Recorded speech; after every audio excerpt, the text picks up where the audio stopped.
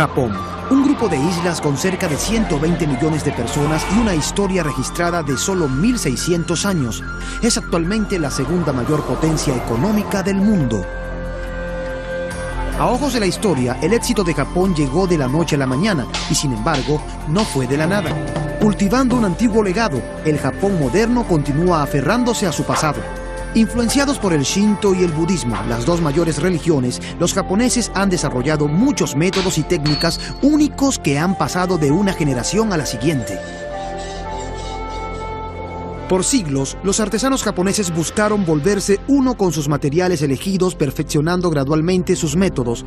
Y aunque muchos oficios tradicionales luchan por sobrevivir en el mercado moderno, la esencia de ese conocimiento continúa viva. Fue la clave del éxito de Japón y aún lo es. Les mostraré que lo que sabían los antiguos ayuda a explicar la maravilla industrial del Japón moderno. Sabiduría y antigüedad. Los japoneses.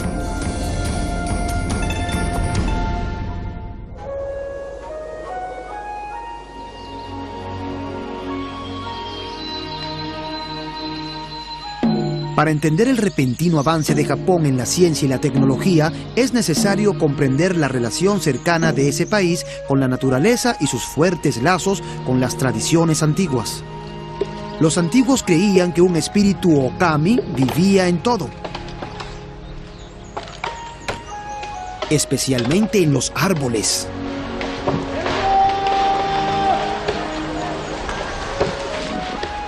Pues según una antigua leyenda, los primeros japoneses llegaron del cielo y descendieron usando cipreses.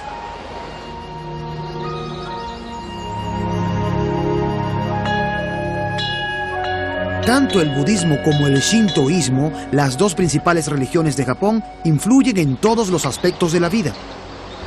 Enraizados en el Shinto, la religión nativa, los japoneses han desarrollado un estilo propio único que ha estimulado técnicas y métodos dedicados a encontrar el espíritu, la esencia de las cosas.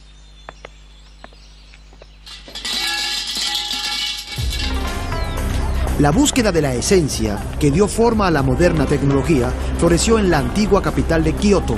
Es aquí donde el mundo antiguo y el moderno se encuentran. Los edificios en la parte antigua de la ciudad son un testamento del amor de los japoneses por la madera. La conexión espiritual con los árboles inspiró las antiguas técnicas de construcción japonesas. Fui a la casa de una familia en las afueras de Kioto para dar un vistazo a algo que no se ve muy a menudo. El respetado experto en construcción Kiyoshi Yasui ha asumido la misión personal de preservar las casas que fueron construidas usando las antiguas técnicas de carpintería. El señor Yasui acaba de iniciar el proceso de desmantelamiento. Está desarmando toda la casa pieza por pieza para reconstruirla algún día en otro lugar. Esta era una rara oportunidad de ver los detalles de la construcción. El señor Yasui señaló algunas de las características claves de la construcción. El pilar principal. Como la vara de un paraguas, la casa tradicional japonesa se construye alrededor de un pilar central que se conecta a vigas de apoyo con intrincadas viguetas. La estructura es un sistema de verticales y horizontales. La columna vertebral de la casa, ¿no es así?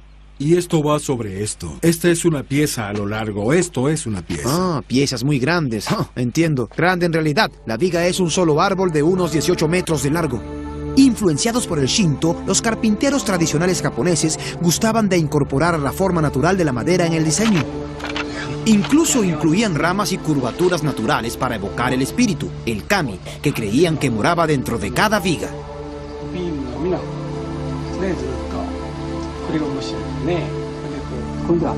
El señor Yasui explicó en detalle la técnica que los antiguos constructores desarrollaron para acomodar las varias formas y ángulos. Los antiguos la llamaban técnica de entrelazado, en la que los listones y los surcos encajan como un rompecabezas.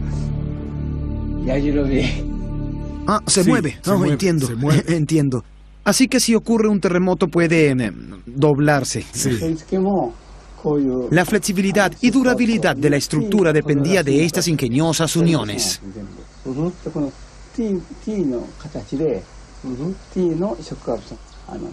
Todo el asunto de las uniones es un gran rompecabezas, pero estos sujetos me mostrarán cómo. Onegai shimasu. En este punto mi japonés de secundaria es útil. De acuerdo. Ellos son los daiku, los expertos en técnicas de carpintería tradicional japonesa.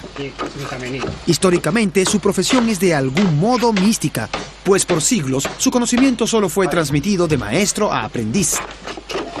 Y colocaré esto para mantenerlo en su lugar. Muy bien. Muchas pagodas, altares y casas privadas se construyeron con esta técnica entrelazada porque, sorprendentemente, los japoneses no usaron tornillos de metal para sujetar la madera hasta el siglo XVIII.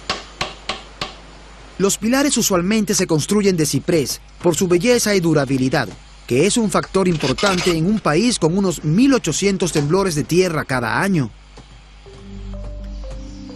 Los métodos antiguos incorporan otros materiales naturales para mejorarlos. Las paredes internas están hechas de barro, paja y bambú, y cuando hay un terremoto realmente fuerte, eso es lo que se agrieta, pero se reparan fácilmente. En 1995, un terremoto de 6.9 grados en Kobe destruyó 100.000 hogares privados construidos al estilo tradicional en solo 20 segundos, dejando a 300.000 personas sin hogar y matando a miles. Sin embargo, en el mismo terremoto, las pagodas más altas continuaron de pie, a pesar de ser cientos de años más antiguas y construidas usando la misma técnica de entrelazado. No colapsaron. Intrigado por el misterio, quise saber más. Así que fui a la pagoda en el templo de Kiyumizu, en Kioto, para reunirme con un experto. Peter Kazu Mishinzawa es profesor de ingeniería estructural en la Universidad de Kioto.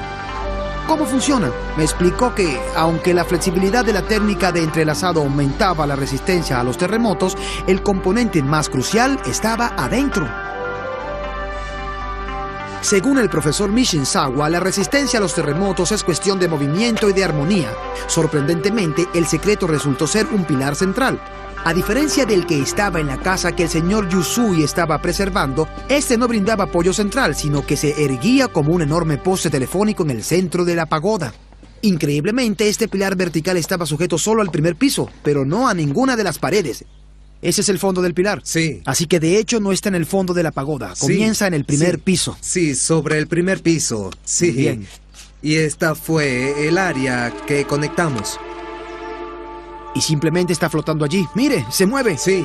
¿Y cómo funciona eso? ¿Cómo absorbe el pilar toda esa fuerza? El modo de vibración del marco exterior es muy diferente al del pilar central. Entiendo, así que absorbe la fuerza del resto del edificio y la lleva adentro. Sí, sí. Funciona así: cuando la tierra se mueve, la pagoda ondula como una serpiente, inclinándose hacia el pilar central rígido, el cual contrarresta el movimiento de la estructura exterior y evita que se voltee. Este es el secreto de su resistencia a los terremotos. ¿Podemos mover esto? Sí. ¡Oh, miren eso! ¡Es asombroso! Sí. La antigua tecnología de las pagodas ha sido incorporada en la construcción de uno de los más recientes rascacielos de Tokio. No se nota desde el exterior, pero yo sabía dónde buscar.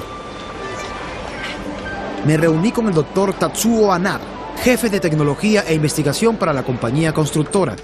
Me llevó tras bastidores para mostrarme la columna vertebral del rascacielos. El señor Anada señaló que el concepto del pilar central había sido adaptado directamente a los 4 pilares que soportan este edificio.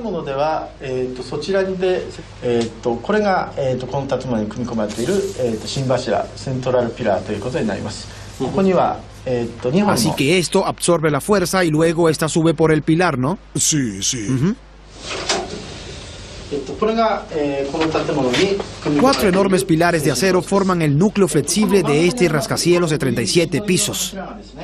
Los ingenieros actuales modifican el concepto del pilar libre de la pagoda.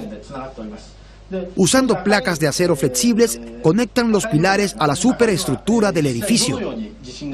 Así que eso es lo que absorbe el impacto. El modelo los muestra como bandas elásticas que le permiten al edificio balancearse cuando la tierra se mueve. Hasta ahora no se han registrado daños por terremotos. En realidad funciona. Sí, así es. Un periodo de la historia ha dejado una profunda marca en el Japón moderno, la era de los guerreros samurái. El símbolo de esta era se hizo mundialmente famoso, la espada samurái. Hoy sus secretos se usan para salvar vidas en lugar de tomarlas.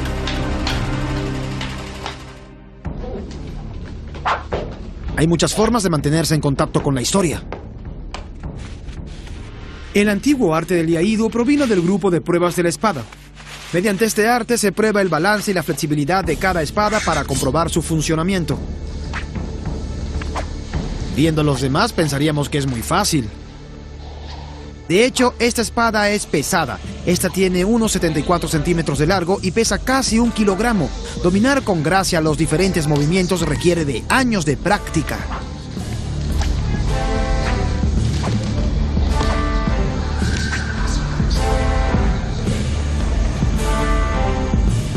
Pero un movimiento exigía eficiencia inmediata. No tenía idea de cuán difícil sería poner la espada de nuevo en la funda, sin cortarme el pulgar.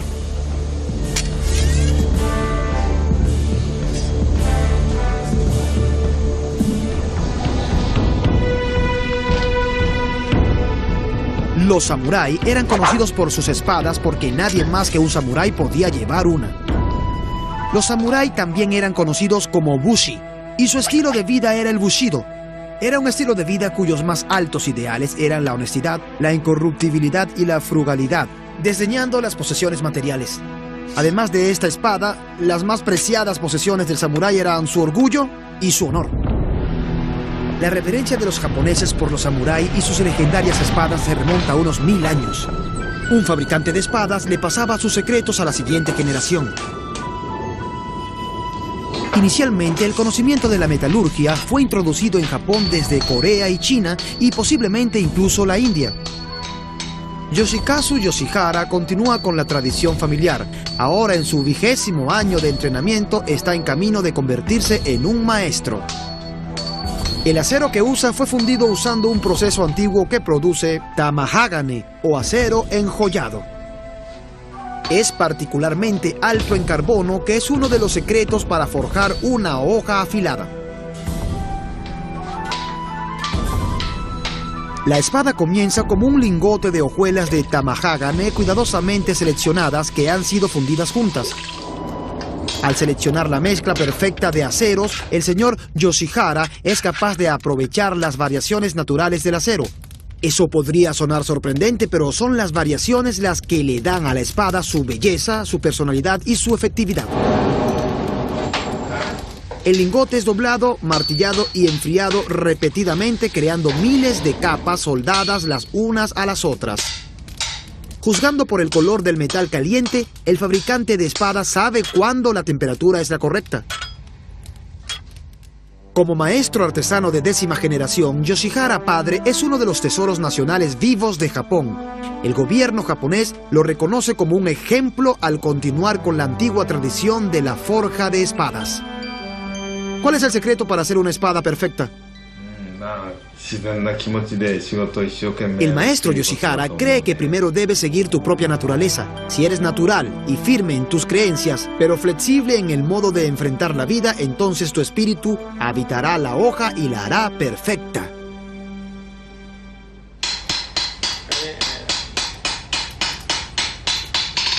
Cada fabricante posee su propia fórmula. Yoshikazu solo admite que su padre le enseñó que se requieren al menos 13 dobleces. Otros secretos incluyen estándares estrictos para calentar y enfriar. La fórmula produce una hoja dura como la obsidiana con la flexibilidad de un sauce.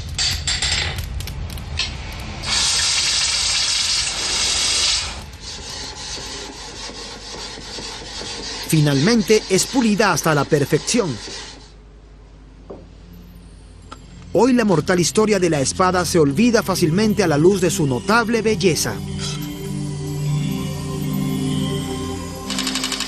300 años después, la misma afilada tecnología que una vez tomó incontables vidas se ha transformado para aliviar el sufrimiento. Las industrias Kai en Seki, cerca de Nagoya, son famosas mundialmente por sus cuchillas quirúrgicas.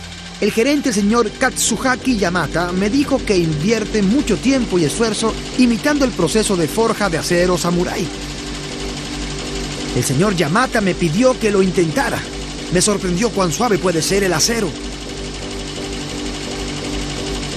En el proceso propietario de calentar y enfriar, el suave y flexible acero se hace rígido.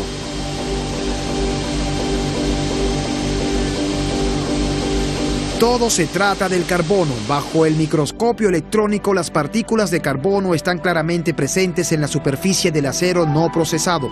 Luego de una serie de calentamientos y enfriamientos, las partículas de carbono han sido movidas dentro de la cuchilla, dándole su fuerza al acero. Igual que con la espada samurái, el acero terminado muestra capas producidas por el doblado, dándole a las hojas su flexibilidad. Estos instrumentos de precisión usados para microcirugía son el legado de los antiguos fabricantes de espadas. En la historia japonesa, los conocimientos antiguos y la tecnología moderna a menudo están lado a lado. Aquí en la ciudad de Seki, un centro tradicional de fabricación de espadas samurái, la corporación Kai es el primer fabricante japonés de herramientas cortantes. Igual que en los días de los samuráis, la mejor cuchilla es flexible y capaz de mantener su filo. La guerra marcó la era samurái. Ingeniosas medidas de seguridad protegían al comandante supremo, o shogun, de los ataques furtivos. Suena como una pajarera aquí dentro. Incluso en el castillo Nijo de Kioto, el shogun nunca podía sentirse totalmente a salvo. Así que para prevenir a los intrusos indeseables, hizo que construyeran un piso de ruiseñores, un piso que canta como un ruiseñor. Funciona así. Montadas bajo las tablas, abrazaderas de hierro fundido se frotan creando un chillido cuando alguien camina sobre ellas. La innovación subrayó la era de los samuráis hasta su final. Fue una era de paz. Sin la amenaza constante de guerra, la vida de un samurái seguía siendo definida por los rituales. Fue entonces cuando se desarrolló la famosa ceremonia del té. La ceremonia del té se hizo tan popular que generó una industria, especialmente en la antigua capital, Kioto. Para adornar las ceremonias del té de los samurái, miles de tazas y tazones llamados kiyoyaki fueron moldeados a mano para incorporar el espíritu especial de la ceremonia. Aunque la cerámica está entre los materiales naturales más antiguos de la humanidad, el método de producción ha permanecido consistente. El moldear arcilla durante siglos les ha dado a los japoneses un profundo entendimiento de las capacidades del material. Aunque la electricidad ha reemplazado la rueda de pie, algunos alfareros como el maestro Imi mantienen viva la antigua tradición kiyoyaki. Me dio una lección en el antiguo arte del moldeado.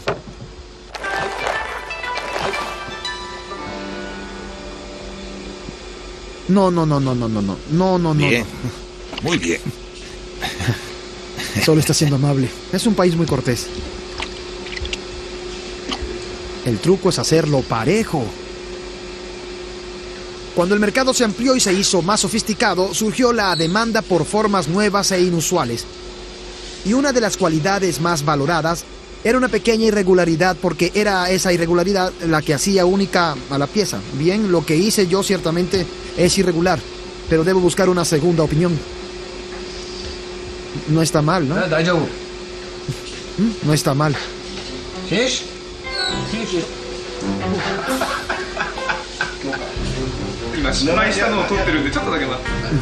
Ya tuve suficiente con esto.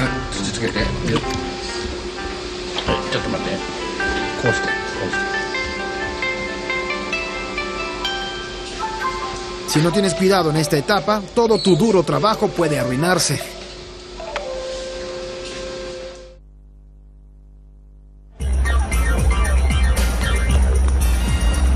Muchas tecnologías antiguas están muriendo, pero en Japón lo nuevo y lo antiguo viven lado a lado. Lo que sabían sus ancestros es utilizado por los japoneses actuales para crear nuevas aplicaciones. Cuando se trata de electrónica, Japón revolucionó nuestro mundo.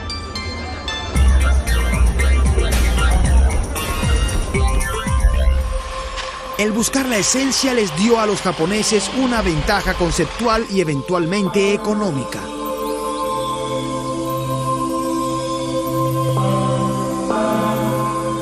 En Japón, la miniaturización es una tradición antigua y hasta ahora nadie ha podido decirme exactamente por qué. Pero lo que está claro es que en la era electrónica, esta filosofía le dio la ventaja a Japón. En una moderna fábrica de cerámica vi cómo algunas de las técnicas antiguas contribuían con los avances más recientes en miniaturización. Los fundadores de la fábrica Murata rastrean con orgullo los orígenes de su compañía hasta el siglo XVII con las antiguas tradiciones de la cerámica de Kioto. En lugar de vajillas, ahora fabrican componentes electrónicos.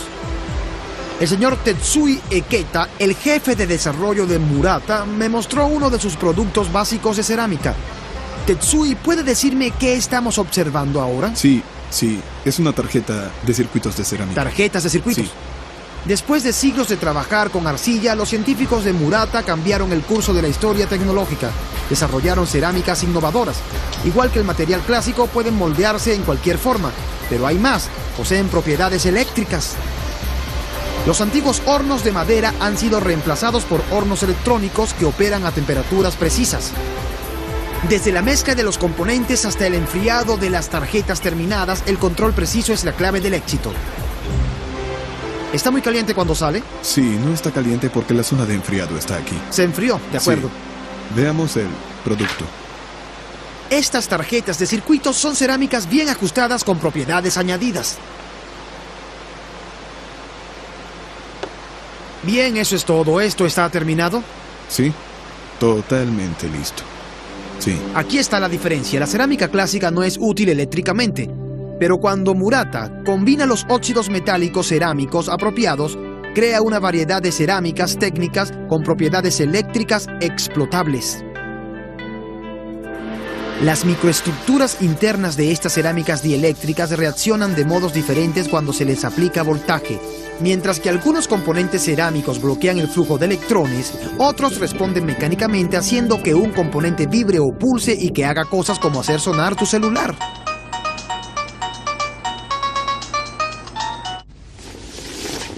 Mi siguiente parada es un área de investigación controlada. ¿De acuerdo? La película es una cerámica. Sí, película de cerámica. En esta área libre de contaminación, trabajan en un nuevo componente experimental. La base es una mezcla de cerámicas técnicas que se aplican en pocas cantidades a una delgada película plástica. Una vez colocadas en la sección del horno del proceso, las ya súper delgadas películas de cerámica se encogen y se hacen aún más delgadas. En un proceso secreto, capas de películas de cerámica microdelgadas se usan para construir complejos componentes electrónicos. Uno de esos componentes hallado en estos condensadores fantásticamente pequeños brindará circuitos de memoria cada vez más pequeños. Desde las vajillas hasta la electrónica, es realmente asombroso cómo Japón fue capaz de transferir una tecnología antigua a los tiempos modernos. Pero el origen antiguo de una herramienta usada para inspeccionar los poderosos microprocesadores de hoy es aún más asombroso.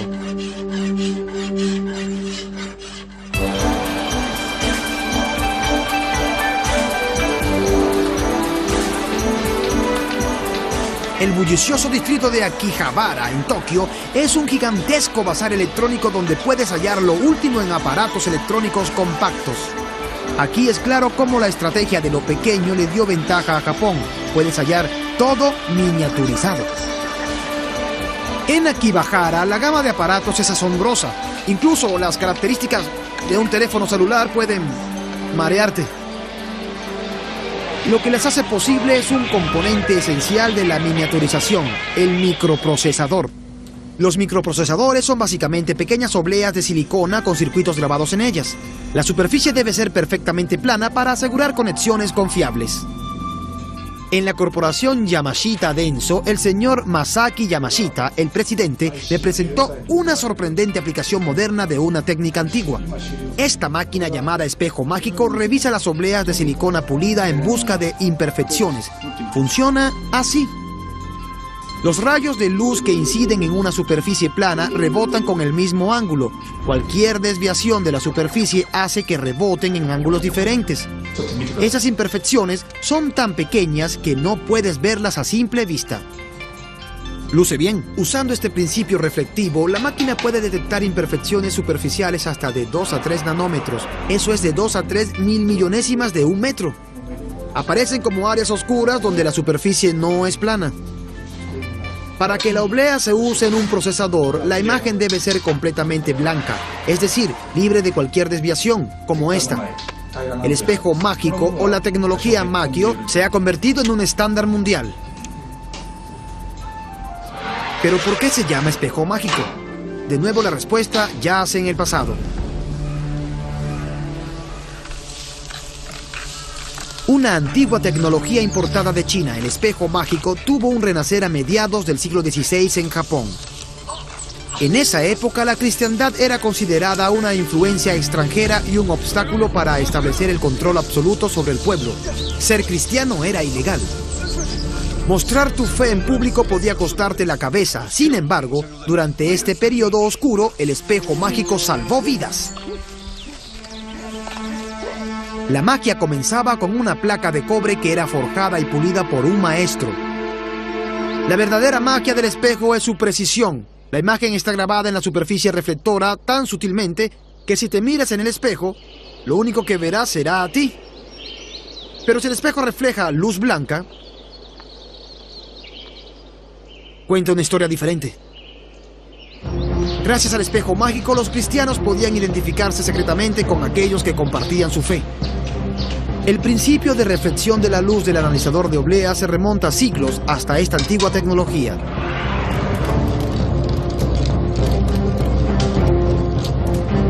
Para descubrir cómo llegó la imagen al espejo, visité un taller tradicional en Kioto. La familia Yamamoto ha estado haciendo espejos mágicos por casi 200 años. Siguen un proceso antiguo con algunos toques modernos. El cobre se derrite a unos 1300 grados centígrados en este pequeño horno de gas. Aunque es una receta familiar secreta, algunos dicen que los mejores espejos se hacen con 5 partes de plomo, 15 partes de estaño y 80 partes de cobre. Un poco de paja quemada filtra cualquier impureza superficial y es vertida en el molde.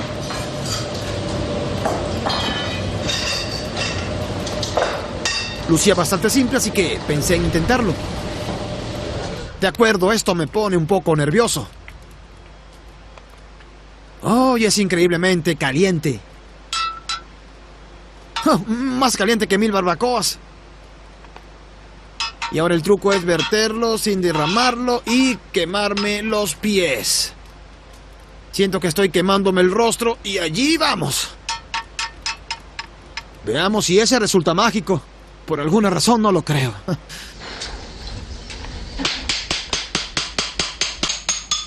Dos horas después el molde se ha enfriado y es destruido. La placa de cobre está limpia por un lado. Hoy el otro lado muestra un Buda. Sin embargo, durante la persecución, un revés falso escondía una imagen cristiana. Luego comienza el proceso mágico del acabado. El señor Yamamoto es la 5ª generación en una familia de fabricantes de espejos mágicos. Ha estado estudiando el oficio aquí en el taller de su padre por 8 años, pero aún le restan otros 2 años antes de poder llamarse a sí mismo maestro. Es el tiempo que se tarda en aprender el toque.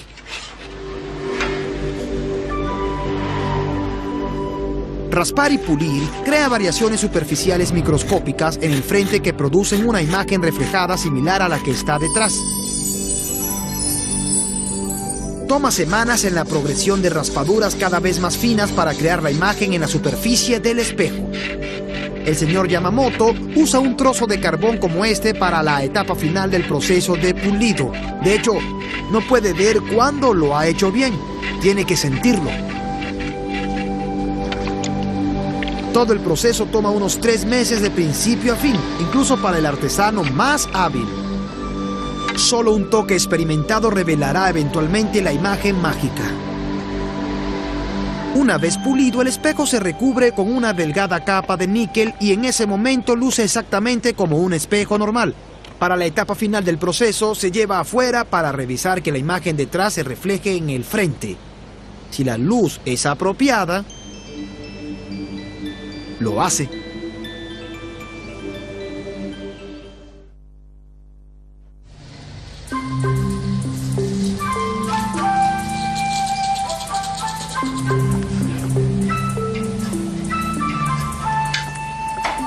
Muchas de las tecnologías modernas de Japón se basan en adaptaciones que se remontan 300 años hasta el período Edo. En el siglo XVII, un reloj mecánico europeo fue traído como obsequio a Japón, lo cual dio origen a una innovación impensable. Durante el periodo Edo, la ciencia y la tecnología se enfocaron en la búsqueda del Ri, el principio subyacente de la naturaleza. Cuando los artesanos vieron el reloj, se asombraron tanto por sus movimientos que lo desmantelaron para descubrir la fuerza que lo impulsaba. Resortes y engranajes estaban ocultos dentro, dándole al reloj su maravillosa magia. Este fue el inicio del karakuri, una tradición de aparatos mecánicos diseñados para tomarte por sorpresa. Creían que la tecnología debía ser una extensión de las acciones humanas, así que los antiguos diseñaron muñecas y títeres humanoides. Basados en el reloj, sus mecanismos almacenan energía cuando se les da cuerda, la que al ser liberada se convierte en movimiento.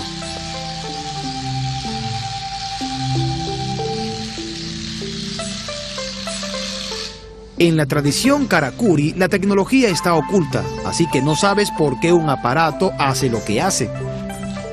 Para los antiguos, esto era magia. En este caso, la sorpresa es que el shahakobi ninjyo, o el mecanismo del muñeco del té, se activa por una taza de té. Diseñado para evocar una sensación de asombro y misterio durante las ceremonias del té samurái, fue el primer robot de entretenimiento casero de Japón. Hoy los muñecos karakuri podrían no ser más que costosos artículos de colección, de no ser por la reverencia de un ingeniero moderno por la tecnología antigua. Los muñecos karakuri tienen un nuevo hogar en la compañía Aisin AW. Aquí han sido reinventados como una avanzada tecnología de ahorro de energía. El señor Shigahara Akata, ingeniero en jefe de Aisin, me explicó por qué se interesó en los muñecos karakuri. Bien, esa es la vieja máquina. En esta planta, pesadas transmisiones se mueven de un punto de ensamblaje a otro en complejos carros eléctricos motorizados. Para un trabajo tan simple, él pensó que debía existir un modo mejor. Recordando un ingenioso mecanismo del pasado, el señor Akata copió una antigua muñeca karakuri usando materiales modernos.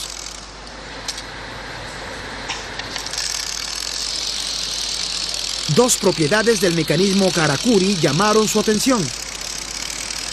Primero, el señor Akata se dio cuenta de la enorme energía que puede almacenar en un resorte. Segundo, cómo podía usarse el peso para liberar esa energía e impulsar un juego de engranajes. El reconstruir el antiguo mecanismo inspiró una ingeniosa adaptación. Esta es la nueva función del mecanismo de los muñecos, así que ahora me explicará cómo funciona esto. Para mover sus pesadas transmisiones, el señor Akata construyó un carro karakuri. El carro es impulsado por resortes y engranajes industriales. El peso de la transmisión fuerza hacia abajo un engranaje y comprime los resortes, en esencia, almacenando energía. ¿De acuerdo? ¿Sí? Así que el peso de hecho es... La transmisión se desliza en el carro liberando un seguro que le permite moverse.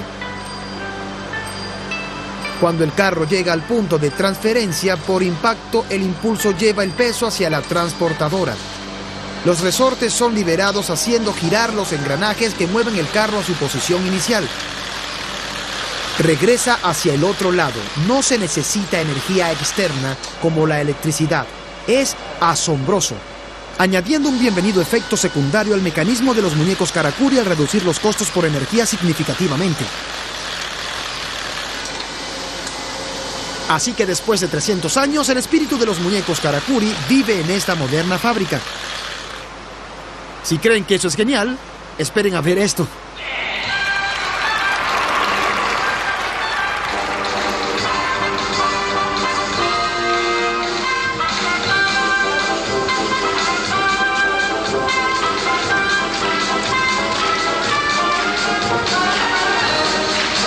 Es asombroso, pero me dijeron que estos robots en realidad tocan esta música.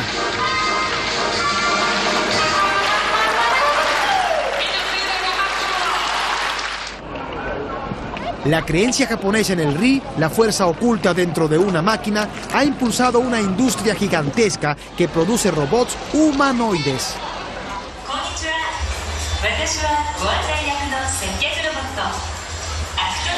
Los niños japoneses los aman. Desde una temprana edad aprenden a interactuar con ellos. Para mí, por otra parte, hablar con un robot fue una experiencia muy extraña.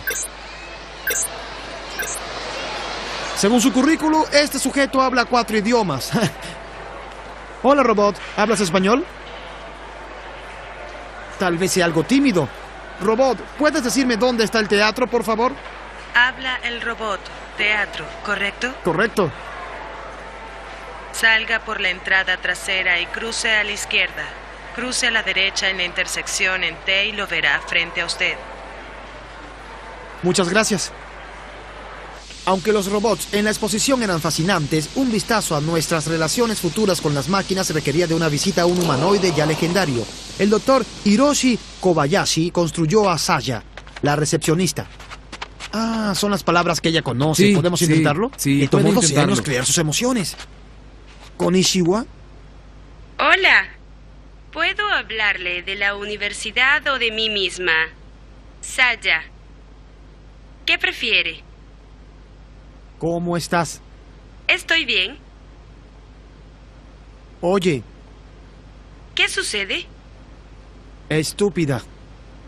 No soy estúpida. ¿Puedo tocarte? No. Te golpearé. Adiós. Adiós. Siguiendo el espíritu del Karakuri, el mecanismo del robot está oculto. Pero fue algo salido de una película de ciencia ficción. Bien, de hecho hay casi 20 puntos en el rostro. Luego de ser procesada por un computador, la palabra hablada inicia una secuencia de acciones mecánicas. 19 tubos de aire comprimido con mangas constrictoras especiales se conectan detrás del rostro del robot. El aire comprimido hace que las mangas se contraigan y muestra 12 expresiones faciales. Sí, Alándolo. Sí. Bien, ¿por qué se tomó tantas molestias para producir algo que luce como un ser humano? ¿Por qué no solo hacer una caja parlante? Sí, porque la realidad es muy importante para la comunicación entre humanos y robots. Por eso me concentro en traspasar la barrera del robot. Bien, de algún modo quiere convencer a alguien de que Sí. está hablando con un ser humano real. Bien, va por muy buen camino. Si la historia es una referencia, el ejemplo de Saya demuestra cuán lejos pueden llegar las tecnologías antiguas. Adiós. Ciertamente, hace 2000 años, los tejedores de seda de Japón no habrían imaginado el impacto de su oficio, particularmente en el campo de la biofarmacéutica. Y sin embargo, fue su antiguo conocimiento lo que brindó a los ingenieros genéticos las pistas para una proteína salvadora.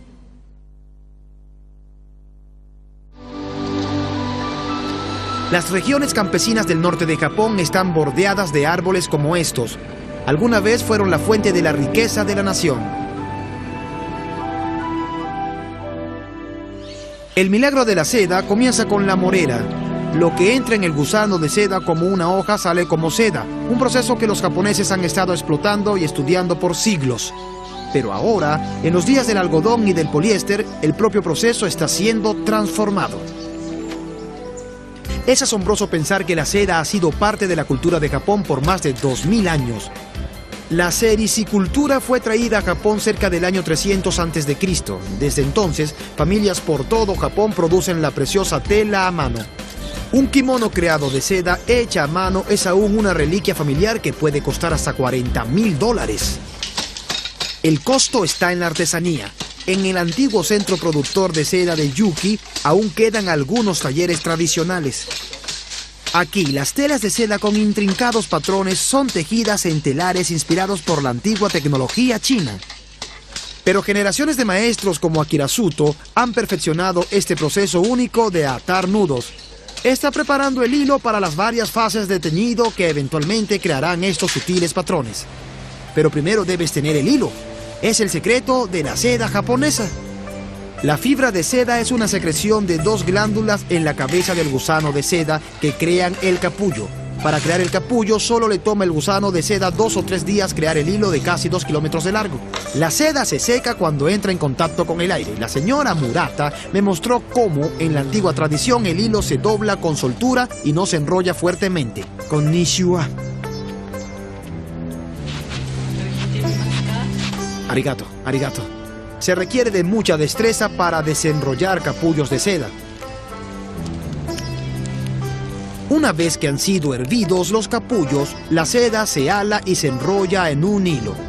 La saliva la hace suave.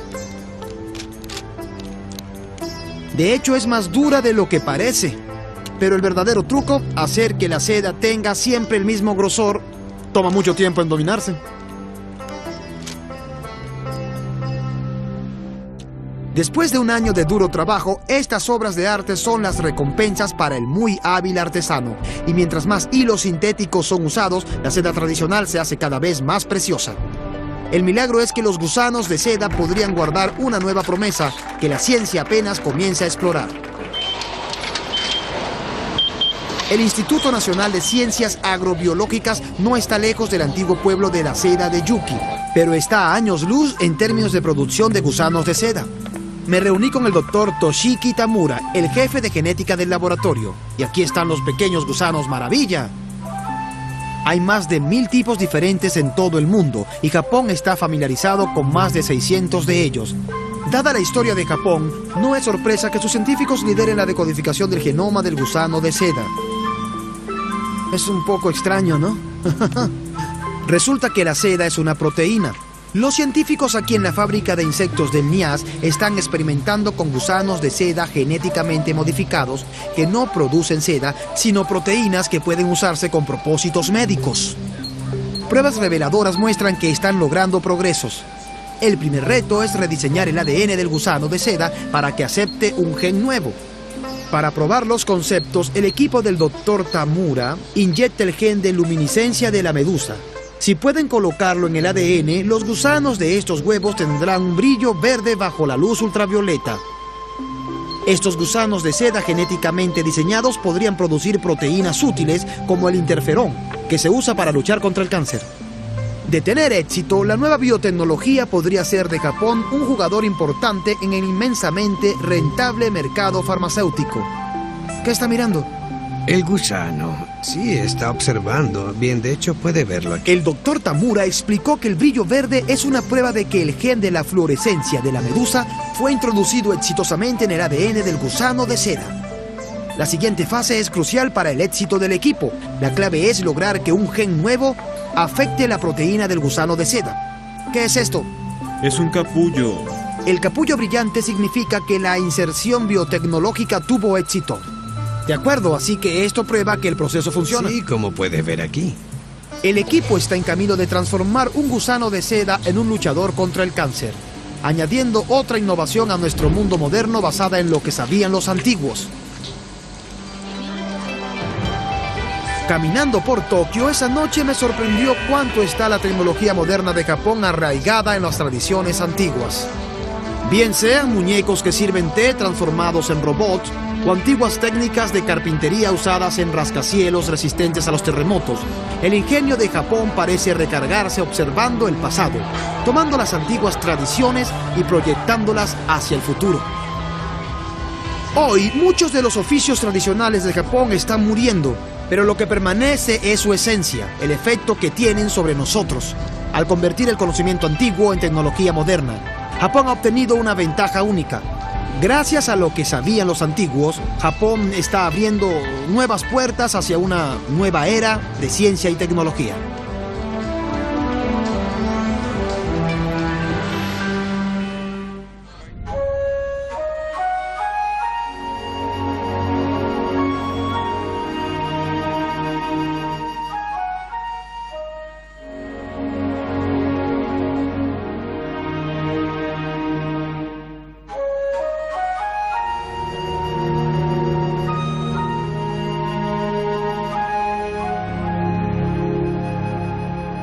Doblado en M&M Studios, Caracas, Venezuela.